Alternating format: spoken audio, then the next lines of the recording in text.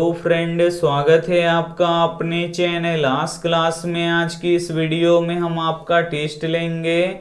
इस टेस्ट में विज्ञान, सामाजिक विज्ञान, गणित, हिंदी और संस्कृत से कुल मिला के 50 ऑब्जेक्टिव प्रश्न लिया गया है। और ये जो 50 ऑब्जेक्टिव प्रश्न है ये आपके बोर्ड परीक्षा के लिए काफी महत्वपूर्ण है। तो प्लीज आप लोग टेस्ट को बिल्कुल शुरू से लेके अंत तक दीजिएगा और लास्ट में हमें जरूर बताइएगा कि आपका 50 प्रश्नों में से कितना सही हुआ। और चैनल को अभी तक आप सब्सक्राइब नहीं किए हैं तो चैनल को सब्सक्राइब कर लीजिएगा। और सब्सक्राइब करने के बाद एक बेल आइकन आता है तो बेल आइकन को दबा के ऑल पे कर लीजिएगा, ताकि जब भी लाइव क्लास हो तो आपके पास नोटिफिकेशन पहुंचता रहे। तो आइए शुरू करते हैं पहले नंबर प्रश्न से।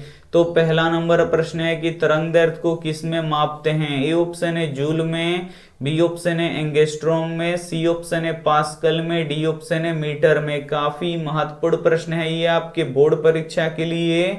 यहाँ पे आपको बताना है कि तरंग दैर्ध्य को किस में मापते हैं।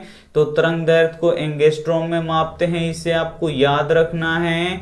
यहाँ पे बी ऑप्शन बिल्कुल ही सही हो जाएगा। एक प्रश्न ये भी पूछा जाता है कि किस रंग का तरंग दैर्ध्य अधिक होता है। तो लाल रंग का तरंग दैर्ध्य अधिक होता है, तो ये भी साथ में आपको याद रखना है। आइए देखते हैं अगला प्रश्न।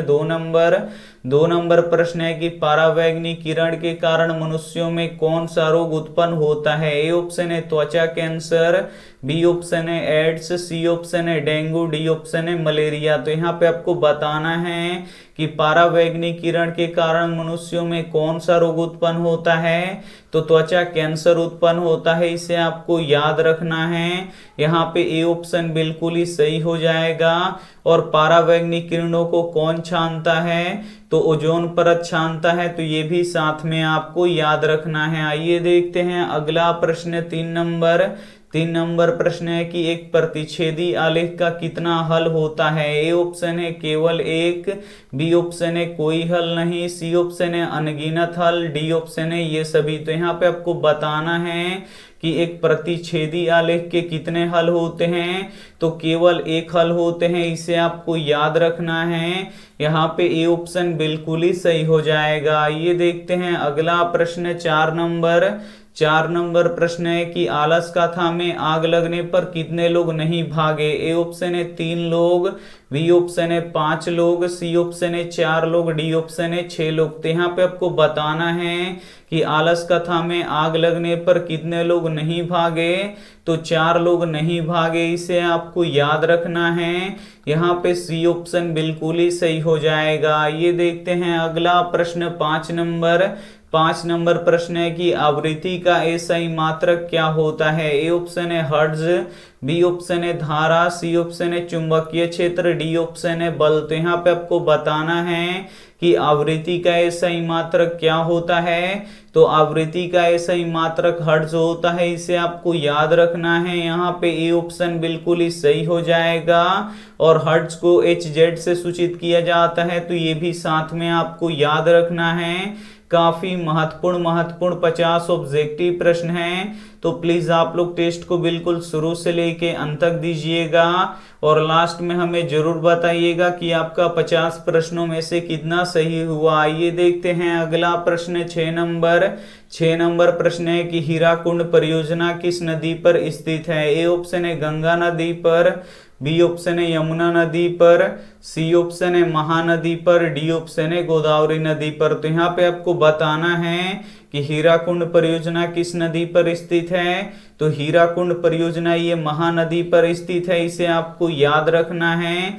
यहाँ पे सी ऑप्शन बिल्कुल ही सही हो जाएगा। और हीराकुंड परियोजना कहाँ पे है। तो उड़ीसा में है, तो ये भी साथ में आपको याद रखना है। आइए देखते हैं अगला प्रश्न। 7 नंबर प्रश्न है कि अम्ल क्षार के परिरक्षण के लिए किसका उपयोग किया जाता है। ए ऑप्शन है अमोनिया पत्र का, बी ऑप्शन है कोबाल्ट पत्र का, सी ऑप्शन है लिटमस पत्र का, डी ऑप्शन है इनमें से कोई नहीं। तो यहाँ पे आपको बताना है कि अम्ल क्षार के परिरक्षण के लिए किसका उपयोग किया जाता है, तो लिटमस पत्र का प्रयोग किया जाता है, इसे आपको याद रखना है। यहाँ पे सी ऑप्शन बिल्कुल ही सही हो जाएगा। और लिटमस पत्र किससे बनता है, तो लाइकेन से बनता है, तो ये भी साथ में आपको याद रखना है। आइए देखते हैं अगला प्रश्न 8 नंबर प्रश्न है, यदि थीटा बराबर 30 डिग्री हो तो 2 cos 2 थीटा का मान ज्ञात करें। काफी महत्वपूर्ण प्रश्न है। यहाँ पे थीटा बराबर 30 डिग्री दिया है, तो आपको 2 cos 2 थीटा का मान आपको क्या करना है, ज्ञात करना है। तो थीटा की जगह पे हम 30 डिग्री रख देंगे। तो यहाँ पे 2 है तो 2, cos है तो cos, और यहाँ पे 2 है तो 2, और थीटा के जगह पे कितना डिग्री रख देंगे, 30 डिग्री रख देंगे। तो यहाँ पे 2 cos 30 दूना कितना हो जाएगा, यहाँ पे 60 डिग्री हो जाएगा। और यहाँ पे देखिए 2 गुणे cos 60 डिग्री का मान कितना होता है, 1/2 होता है। तो यहाँ पे देखिए 2 से 2 क्या हो जाएगा, कट जाएगा, बचेगा कितना, 1 बचेगा। तो इसका मान कितना निकल गया, 1 निकल गया। यहाँ पे ए ऑप्शन बिल्कुल ही सही हो जाएगा। ये देखते हैं अगला प्रश्न 9 नंबर प्रश्न है कि किस नदी के बांध के नीचे लक्ष्मी का घर था। ए ऑप्शन है गंगा नदी, बी ऑप्शन है यमुना नदी, सी ऑप्शन है देवी नदी, डी ऑप्शन है महानदी। तो यहाँ पे आपको बताना है कि किस नदी के बांध के नीचे लक्ष्मी का घर था, तो देवी नदी के बांध के नीचे लक्ष्मी का घर था, इसे आपको याद रखना है। यहाँ पे सी ऑप्शन बिल्कुल ही सही हो जाएगा। ये देखते हैं अगला प्रश्न 10 नंबर प्रश्न है कि पारादीप बंदरगाह किस राज्य में स्थित है। ए ऑप्शन है कांडला में, बी ऑप्शन है चेन्नई में, सी ऑप्शन है उड़ीसा में, डी ऑप्शन है कोलकाता में। तो यहाँ पे आपको बताना है कि पारादीप बंदरगाह किस राज्य में स्थित है, तो ये उड़ीसा में स्थित है, इसे आपको याद रखना है। यहाँ पे सी ऑप्शन बिल्कुल ही सही हो जाएगा। एक प्रश्न ये भी पूछा जाता है कि भारत का सबसे बड़ा बंदरगाह कहाँ पे है, तो मुंबई में है, तो ये भी साथ में आपको याद रखना है। आइए देखते हैं अगला प्रश्न 11 नंबर प्रश्न है कि मुख्य प्रदूषक कौन होता है। ए ऑप्शन है ऑक्सीजन, बी ऑप्शन है नाइट्रोजन, सी ऑप्शन है कार्बन डाइऑक्साइड, डी ऑप्शन है क्लोरीन। तो यहाँ पे आपको बताना है कि मुख्य प्रदूषक कौन होता है, तो कार्बन डाइऑक्साइड होता है, इसे आपको याद रखना है। यहाँ पे सी ऑप्शन बिल्कुल ही सही हो जाएगा। और कार्बन डाइऑक्साइड वायुमंडल में कितना प्रतिशत पाया जाता है, तो 0.03% पाया जाता है, तो ये भी साथ में आपको याद रखना है। आइए देखते हैं अगला प्रश्न 12 नंबर प्रश्न है, निम्न में से कौन भूकंप का सर्वाधिक संवेदनशील नगर है। ए ऑप्शन है देहरादून, बी ऑप्शन है रांची, सी ऑप्शन है हैदराबाद, डी ऑप्शन है केरल। तो यहाँ पे आपको बताना है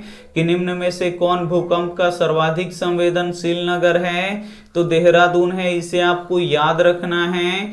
यहाँ पे ए ऑप्शन बिल्कुल ही सही हो जाएगा। ये देखते हैं अगला प्रश्न 13 नंबर प्रश्न है कि सेन साहब के आंखों का तारा कौन है। ए ऑप्शन है कार, बी ऑप्शन है खोखा, सी ऑप्शन है पुत्रियां, डी ऑप्शन है मदन। तो यहाँ पे आपको बताना है कि सेन साहब के आंखों का तारा कौन है, तो सेन साहब के आंखों का तारा खोखा है, इसे आपको याद रखना है। यहाँ पे बी ऑप्शन बिल्कुल ही सही हो जाएगा। ये देखते हैं अगला प्रश्न 14 नंबर प्रश्न है कि गरीबी हटाओ का नारा किसने दिया। ए ऑप्शन है कांग्रेस ने, बी ऑप्शन है भारतीय जनता पार्टी ने, सी ऑप्शन है जनता दल ने, डी ऑप्शन है इनमें से कोई नहीं। तो यहाँ पे आपको बताना है कि गरीबी हटाओ का नारा किसने दिया, तो कांग्रेस ने दिया, इसे आपको याद रखना है। यहाँ पे ए ऑप्शन बिल्कुल ही सही हो जाएगा। और कांग्रेस का चुनाव चिन्ह क्या है, तो हाथ का पंजा छाप है, इसे आपको याद रखना है।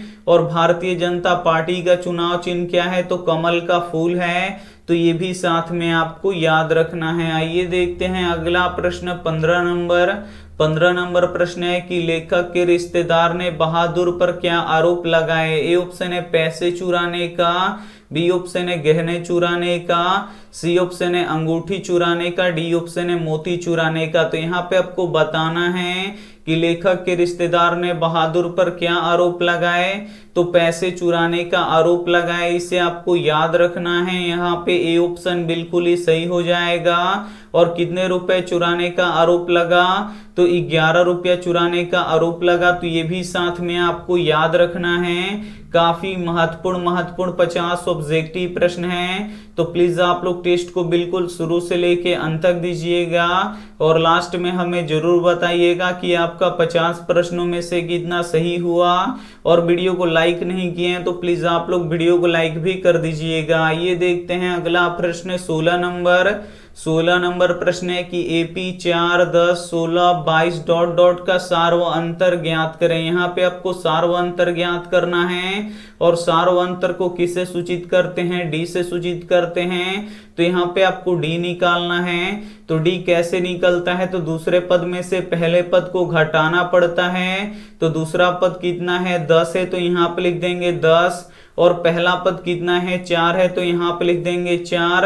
अब आपको करना क्या है कि 10 में से 4 घटा लेना है। तो 10 में से 4 घटेगा तो कितना बचेगा, 6 बचेगा। तो हमारा सार्व अंतर कितना निकल गया, 6 निकल गया। यहाँ पे सी ऑप्शन बिल्कुल ही सही हो जाएगा। ये देखते हैं अगला प्रश्न 17 नंबर प्रश्न है कि जंग लगने पर लोहे का भार ए ऑप्शन है बढ़ता है, बी ऑप्शन है घटता है, सी ऑप्शन है अपरिवर्तित रहता है, डी ऑप्शन है इनमें से कोई नहीं। काफी महत्वपूर्ण प्रश्न है ये आपके बोर्ड परीक्षा के लिए। यहाँ पे आपको बताना है कि जंग लगने पर लोहे का भार, तो जंग लगने पर लोहे का भार बढ़ता है, इसे आपको याद रखना है। यहाँ पे ए ऑप्शन बिल्कुल ही सही हो जाएगा। ये देखते हैं अगला प्रश्न 18 नंबर प्रश्न है कि कार की बैटरी में कौन सा अम्ल का प्रयोग किया जाता है। ए ऑप्शन है हाइड्रोक्लोरिक अम्ल का, बी ऑप्शन है सल्फ्यूरिक अम्ल का, सी ऑप्शन है अल्कोहल का, डी ऑप्शन है आसुत जल का। तो यहाँ पे आपको बताना है कि कार की बैटरी में कौन सा अम्ल का प्रयोग किया जाता है। तो सल्फ्यूरिक अम्ल का प्रयोग किया जाता है, इसे आपको याद रखना है। यहाँ पे बी ऑप्शन बिल्कुल ही सही हो जाएगा। और सल्फ्यूरिक अम्ल का रासायनिक सूत्र क्या होता है, तो H2SO4 होता है, इसे आपको याद रखना है। और जो हाइड्रोक्लोरिक अम्ल होता है ये कहाँ पे बनता है, तो ये हमारे पेट में बनता है, तो ये भी साथ में आपको याद रखना है। आइए देखते हैं अगला प्रश्न 19 नंबर प्रश्न है कि धन निकासी का सिद्धांत किसने दिया था। ए ऑप्शन है फिरोज शाह ने, बी ऑप्शन है दादा भाई नौरोजी ने, सी ऑप्शन है महात्मा गांधी ने, डी ऑप्शन है तिलक ने। तो यहाँ पे आपको बताना है कि धन निकासी का सिद्धांत किसने दिया था, तो दादा भाई नौरोजी ने दिया था, इसे आपको याद रखना है। काफी महत्वपूर्ण प्रश्न है ये आपके बोर्ड परीक्षा के लिए। यहाँ पे बी ऑप्शन बिल्कुल ही सही हो जाएगा। ये देखते हैं अगला प्रश्न 20 नंबर प्रश्न है कि भारतीय लोग किस भाषा को पसंद करते हैं। ए ऑप्शन है अंग्रेजी भाषा को, बी ऑप्शन है मातृभाषा को, सी ऑप्शन है हिंदी भाषा को, डी ऑप्शन है फ्रेंच भाषा को। तो यहाँ पे आपको बताना है कि भारतीय लोग किस भाषा को पसंद करते हैं, तो भारतीय लोग अंग्रेजी भाषा को पसंद करते हैं, इसे आपको याद रखना है। यहाँ पे ए ऑप्शन बिल्कुल ही सही हो जाएगा। ये देखते हैं अगला प्रश्न 21 नंबर प्रश्न है कि अस्थाई चुंबक किसका बना होता है। ए ऑप्शन है लोहा का, बी ऑप्शन है नरम लोहा का, सी ऑप्शन है चांदी का, डी ऑप्शन है इस्पात का। तो यहाँ पे आपको बताना है कि अस्थाई चुंबक किसका बना होता है, तो अस्थाई चुंबक इस्पात का बना होता है, इसे आपको याद रखना है। यहाँ पे डी ऑप्शन बिल्कुल ही सही हो जाएगा। और अस्थाई चुंबक किसका बना होता है, तो अस्थाई चुंबक नरम लोहा का बना होता है, तो ये भी साथ में आपको याद रखना है। आइए देखते हैं अगला प्रश्न 22 नंबर प्रश्न है कि दो वृत्तों की त्रिज्याओं का अनुपात 2:3 है, तो उनके क्षेत्रफलों का अनुपात क्या होगा। काफी महत्वपूर्ण प्रश्न है। यहाँ पे त्रिज्याओं का अनुपात दिया है, त्रिज्याओं का अनुपात यहाँ पे 2:3 दिया है। तो बोल रहा है कि क्षेत्रफलों का अनुपात क्या होगा।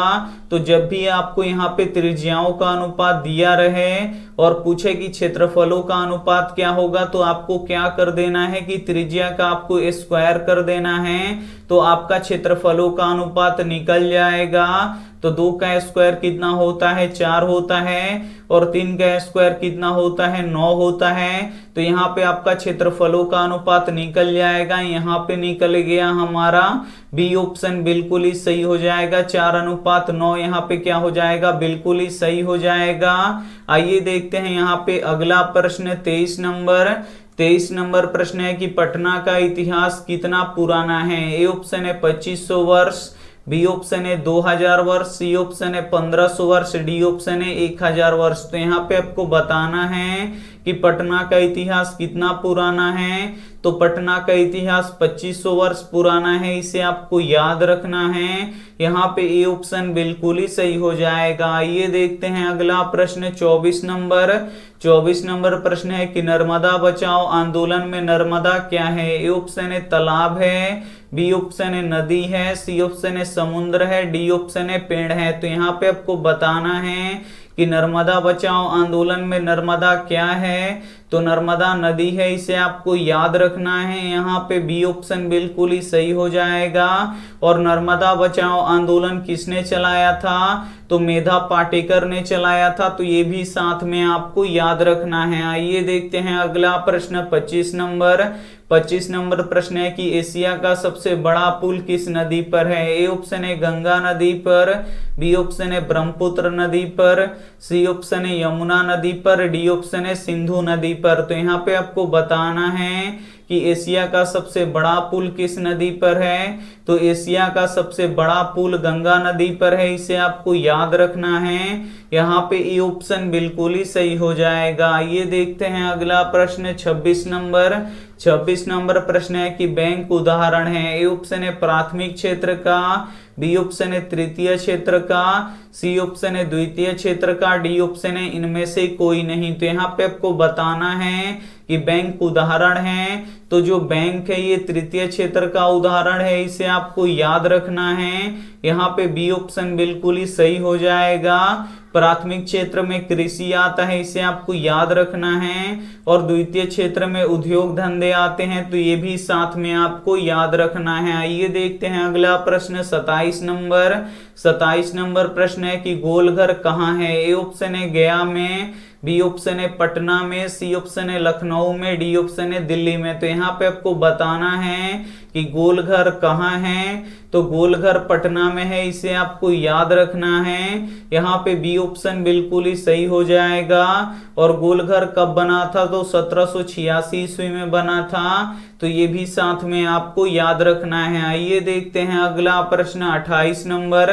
28 नंबर प्रश्न है कि 6 + √2 एक कैसी संख्या है। ए ऑप्शन है परिमेय संख्या, बी ऑप्शन है अपरिमेय संख्या, सी ऑप्शन है भाज्य संख्या, डी ऑप्शन है सम संख्या। तो यहाँ पे आपको बताना है कि 6 + √2 कैसी संख्या है। तो किसी भी संख्या में रूट लगा रहता है तो वो अपरिमेय होता है। तो यहाँ पे √2 का वर्गमूल नहीं निकलेगा। जब यहाँ पे √2 का वर्गमूल नहीं निकलेगा तो इसमें रूट रह जाएगा।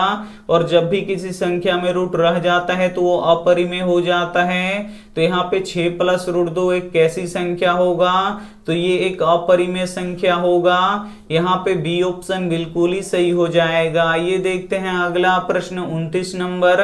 29 नंबर प्रश्न है कि देवी का जागरण कहाँ हुआ। ए ऑप्शन है गरीब बस्तियों में, बी ऑप्शन है मंदिरों में, सी ऑप्शन है शहरों में, डी ऑप्शन है गाँव में। तो यहाँ पे आपको बताना है कि देवी का जागरण कहाँ हुआ, तो गरीब बस्तियों में हुआ, इसे आपको याद रखना है। यहाँ पे ए ऑप्शन बिल्कुल ही सही हो जाएगा। ये देखते हैं अगला प्रश्न 30 नंबर। 30 नंबर प्रश्न है कि कर्ण कौन था। ए ऑप्शन है कुंती का पुत्र, बी ऑप्शन है कौरव का पुत्र, सी ऑप्शन है द्रोण का पुत्र, डी ऑप्शन है इनमें से कोई नहीं। तो यहाँ पे आपको बताना है कि कर्ण कौन था। तो कर्ण कुंती का पुत्र था, इसे आपको याद रखना है। यहाँ पे ए ऑप्शन बिल्कुल ही सही हो जाएगा। और कर्ण के पिताजी कौन थे, तो सूर्य थे। तो ये भी साथ में आपको याद रखना है। आइए देखते हैं अगला प्रश्न 31 नंबर। 31 नंबर प्रश्न है कि स्वतंत्रता प्राप्ति के पूर्व भारतीय अर्थव्यवस्था कैसी थी। ए ऑप्शन है कृषि प्रधान, बी ऑप्शन है उद्योग प्रधान, सी ऑप्शन है व्यवसाय प्रधान, डी ऑप्शन है इनमें से कोई नहीं। तो यहाँ पे आपको बताना है कि स्वतंत्रता प्राप्ति के पूर्व भारतीय अर्थव्यवस्था कैसी थी, तो कृषि प्रधान थी। इसे आपको याद रखना है। यहाँ पे ए ऑप्शन बिल्कुल ही सही हो जाएगा। ये देखते हैं अगला प्रश्न 32 नंबर प्रश्न है कि स्वामी दयानंद के बचपन का नाम क्या है। ए ऑप्शन है शंकर, बी ऑप्शन है शिव शंकर, सी ऑप्शन है मूल शंकर, डी ऑप्शन है उमा शंकर। तो यहाँ पे आपको बताना है कि स्वामी दयानंद के बचपन का नाम क्या है, तो मूल शंकर था। इसे आपको याद रखना है। यहाँ पे सी ऑप्शन बिल्कुल ही सही हो जाएगा। ये देखते हैं अगला प्रश्न 33 नंबर प्रश्न है कि लक्ष्मण कहाँ नौकरी करता था। ए ऑप्शन है दिल्ली में, बी ऑप्शन है कोलकाता में, सी ऑप्शन है मुंबई में, डी ऑप्शन है पटना में। तो यहाँ पे आपको बताना है कि लक्ष्मण कहाँ नौकरी करता था। तो जो लक्ष्मण था ये कोलकाता में नौकरी करता था। इसे आपको याद रखना है। यहाँ पे बी ऑप्शन बिल्कुल ही सही हो जाएगा। ये देखते हैं अगला प्रश्न 34 नंबर प्रश्न है कि 2, 7, 12 का 10वां पद ज्ञात करें। यहाँ पे आपको 10वां पद निकालना है। तो 10वां पद का फॉर्मूला क्या होता है, तो a + 9d होता है। तो यहाँ पे आपको a का मान रखना पड़ेगा और यहाँ पे आपको d का मान रखना पड़ेगा। तो a क्या होता है, तो a प्रथम पद होता है। तो प्रथम पद कितना दिया है, 2 दिया है। तो यहाँ पे लिख देंगे 2 प्लस है तो प्लस 9 है तो 9। अब यहाँ पे आपको d का मान रखना पड़ेगा। तो d का मान कैसे निकलेगा, तो दूसरे पद में से पहले पद को घटाना पड़ेगा। तो दूसरा पद 7 है तो यहाँ पे लिख देंगे 7 और पहला पद 2 है तो यहाँ पे लिख देंगे 2। 7 में से 2 घटा कितना बचेगा, यहाँ पे 5 बचेगा। तो d का मान 5 निकल गया। अब आपको क्या करना है, सबसे पहले गुणा करना है। तो 9 पचे कितना हो जाएगा 45 और 45 में 2 जोड़िएगा तो कितना होगा 47 होगा। यानी 10वां पद कितना निकलेगा 47 निकलेगा। यहाँ पे डी ऑप्शन बिल्कुल ही सही हो जाएगा। ये देखते हैं अगला प्रश्न 35 नंबर प्रश्न है कि अंगूर में कौन सा अम्ल पाया जाता है। ए ऑप्शन है टार्टरिक अम्ल, बी ऑप्शन है ऑक्जेलिक अम्ल, सी ऑप्शन है सिट्रिक अम्ल, डी ऑप्शन है फॉर्मिक अम्ल। तो यहाँ पे आपको बताना है कि अंगूर में कौन सा अम्ल पाया जाता है। तो अंगूर में टार्टरिक अम्ल पाया जाता है। इसे आपको याद रखना है। यहाँ पे ए ऑप्शन बिल्कुल ही सही हो जाएगा। और टमाटर में ऑक्जेलिक अम्ल पाया जाता है। इसे आपको याद रखना है। और सिट्रिक अम्ल खट्टे फलों में पाया जाता है।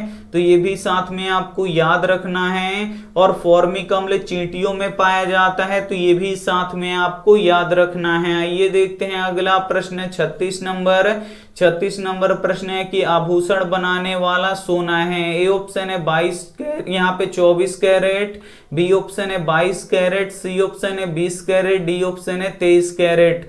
तो यहाँ पे आपको बताना है कि आभूषण बनाने वाला सोना है। तो आभूषण बनाने वाला सोना 22 कैरेट होता है। इसे आपको याद रखना है। यहाँ पे बी ऑप्शन बिल्कुल ही सही हो जाएगा। जो शुद्ध सोना होता है वो 24 कैरेट का होता है और जो 24 कैरेट का सोना होता है वो मुलायम होता है। तो ये भी साथ में आपको याद रखना है। आइए देखते हैं अगला प्रश्न 37 नंबर प्रश्न है कि लाल गुलाब हरे प्रकाश में कैसा दिखाई देता है। ए ऑप्शन है काला लाल, बी ऑप्शन है हरा, सी ऑप्शन है काला, डी ऑप्शन है पीला। तो यहाँ पे आपको बताना है कि लाल गुलाब हरे प्रकाश में कैसा दिखाई देता है। तो काला दिखाई देता है। इसे आपको याद रखना है।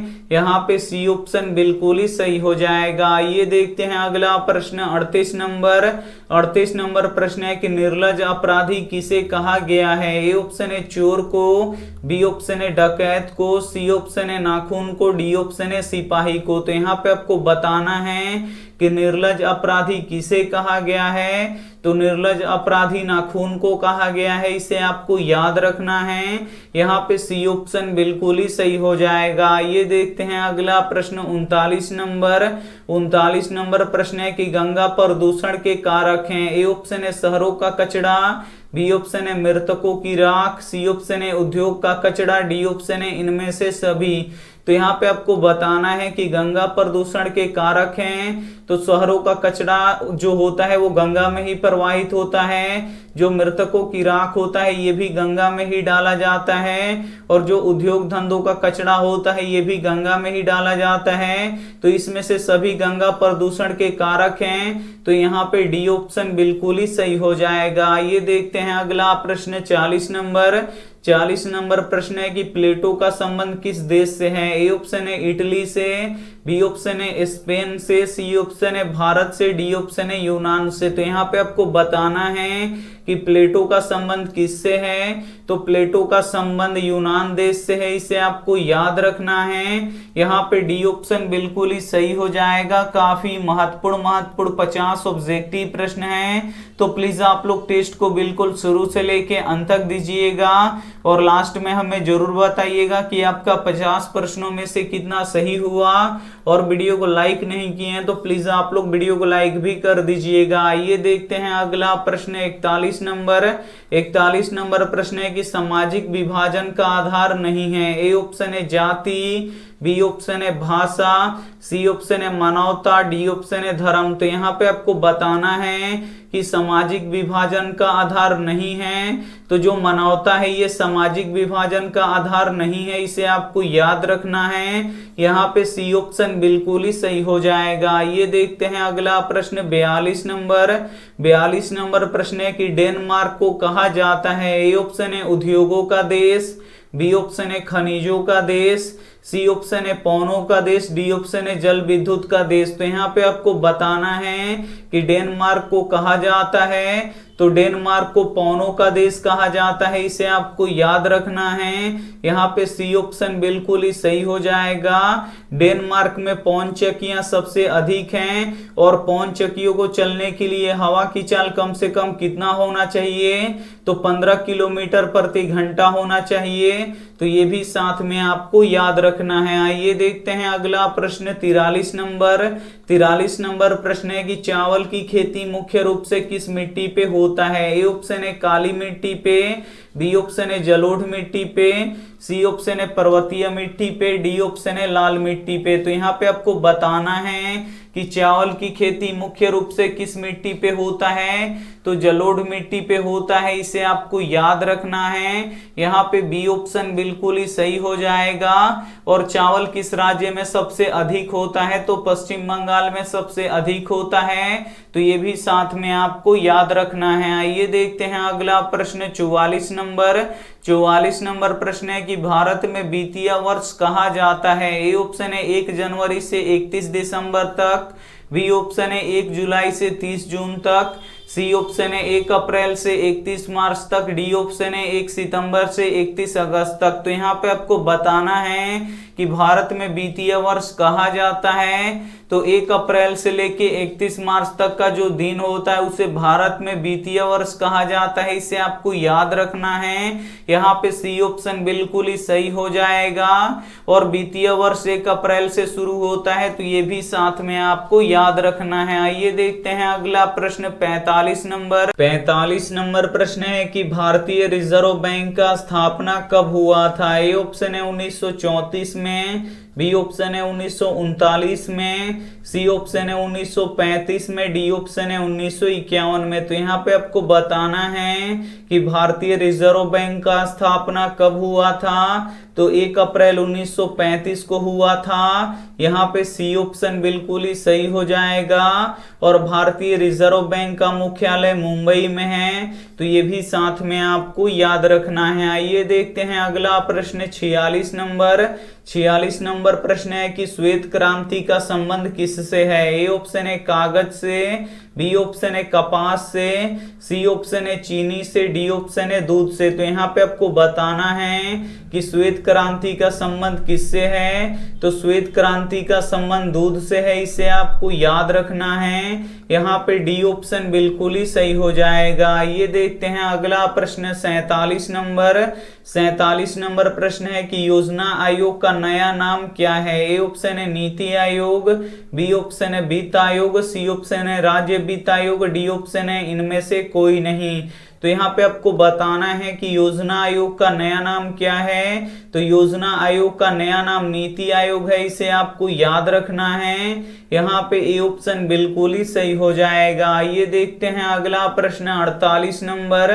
48 नंबर प्रश्न है कि बिहार का शोक किस नदी को कहते हैं। ए ऑप्शन है गंगा नदी को, बी ऑप्शन है पुनपुन नदी को, सी ऑप्शन है कोसी नदी को, डी ऑप्शन है यमुना नदी को। तो यहाँ पे आपको बताना है कि बिहार का शोक किस नदी को कहते हैं। तो कोसी नदी को कहते हैं, इसे आपको याद रखना है। यहाँ पे सी ऑप्शन बिल्कुल ही सही हो जाएगा। आइए देखते हैं अगला प्रश्न 49 नंबर। 49 नंबर प्रश्न है कि अहिंसा दिवस किस दिन को मनाया जाता है। ए ऑप्शन है 20 जनवरी को, बी ऑप्शन है 15 फरवरी को, सी ऑप्शन है 2 अक्टूबर को, डी ऑप्शन है 15 अगस्त को। तो यहाँ पे आपको बताना है कि अहिंसा दिवस किस दिन को मनाया जाता है। तो अहिंसा दिवस 2 अक्टूबर को मनाया जाता है, इसे आपको याद रखना है। यहाँ पे सी ऑप्शन बिल्कुल ही सही हो जाएगा। ये देखते हैं अंतिम प्रश्न 50 नंबर। 50 नंबर प्रश्न है कि सेफ्टी लैंप्स के आविष्कारक कौन हैं। ए ऑप्शन है न्यूटन, बी ऑप्शन है जॉन के, सी ऑप्शन है हेम्फ्री डेवी, डी ऑप्शन है इनमें से कोई नहीं। तो यहाँ पे आपको बताना है कि सेफ्टी लैंप के आविष्कारक कौन हैं। तो हेम्फ्री डेवी हैं, इन्हें आपको याद रखना है। यहाँ पे सी ऑप्शन बिल्कुल ही सही हो जाएगा। काफी महत्वपूर्ण 50 ऑब्जेक्टिव प्रश्न का आप लोग टेस्ट दे चुके हैं। तो अब आप हमें बता दीजिए कि यहाँ पे आपका 50 प्रश्नों में से कितना सही हुआ। यहाँ पे हम सबका कमेंट देख रहे हैं, आप लोग जल्दी बता दीजिए कि आपका यहाँ पे 50 प्रश्नों में से कितना सही हुआ। और जिन भी बच्चों का यहाँ पे 45 प्लस सही हुआ होगा तो उनका बहुत ही अच्छा तैयारी हुआ है। और बिल्कुल ऐसी तैयारी आपको जारी रखना है परीक्षा के दिन तक। और जिन बच्चों का यहाँ पे 30 के नीचे सही हुआ है उनको अभी और थोड़ा सा पढ़ने की जरूरत है, तो आप लोग थोड़ा सा और पढ़िएगा, अपना स्कोर जल्दी बता दीजिए। और ये रहा आपके लिए होमवर्क प्रश्न, इसका जवाब आपको कमेंट बॉक्स में देना है कि द्विघात समीकरण 2x² - 4x + 3 = 0 का विवेचक ज्ञात करें। इसका आपको विवेचक निकालना है। ए ऑप्शन है -4, बी ऑप्शन है 0, सी ऑप्शन है -8, डी ऑप्शन है 5। तो इसमें से जो भी ऑप्शन आपको सही लगे वो आप हमें कमेंट करके जरूर बताइएगा। और वीडियो को लाइक नहीं किए तो प्लीज आप लोग वीडियो को लाइक कीजिएगा, अपने दोस्तों के पास इस वीडियो को जरूर शेयर कीजिएगा। और चैनल को अभी तक आप सब्सक्राइब नहीं किए हैं तो चैनल को सब्सक्राइब करके साथ में बेल आइकन को ऑल पे दबा लीजिएगा। Thank you for watching. मिलते हैं अगली वीडियो में, तब तक अपना ध्यान रखिए, मन लगा के पढ़ाई कीजिए। Take care and bye.